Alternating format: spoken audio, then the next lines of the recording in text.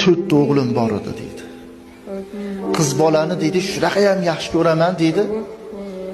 Xudodan deydi, yig'lab yurib Xudodan so'radim. Xudo qiz berdi. Yo, jicha nogironlik qiz berdi deydi. O'smaydigan. Gapi yaxshi, tili yaxshi, yeb ichishi yaxshi-yu, bir og'rig'i bor, shu og'rig'i tufaylidan katta bo'lmadi deydi. 3 yasharligidan tili chiqishni boshladi. O'tirolmaydi, turolmaydi, lekin gapiradi.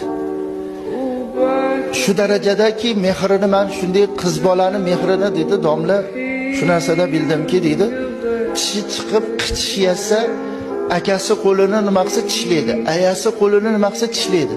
Dadasi siz ham qo'lingizni qulma qilib ko'ringchi desa, qo'limni qilsam menikini tishlamaydi dedi.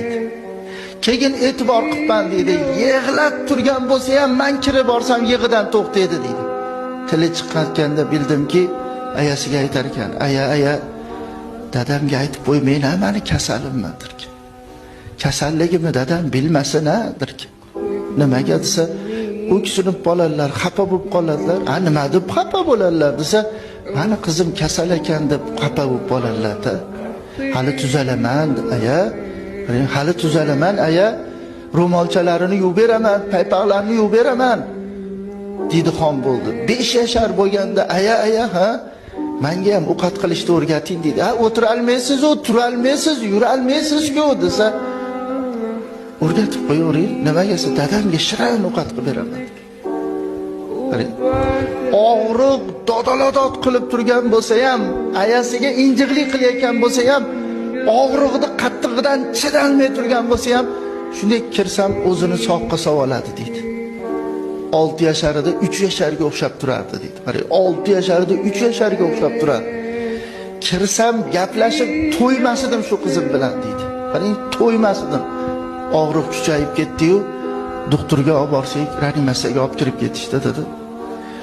Obedlarda kiring deyishdi. Kirsam, doktorlar hayron qolyaptiki, taqir-chaqir og'riqqa chidalmay turuvdi.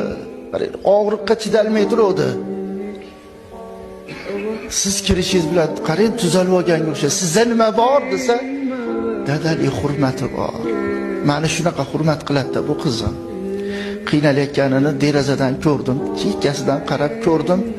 Doktorga og'riq qoldiradigan ukol qilib qo'yaveringlar. Qarang, og'riq qoldiradigan ukol qilinglar. Qiynalayotganini ko'ryapsizlar. Og'rimasdan jon taslim qilsin.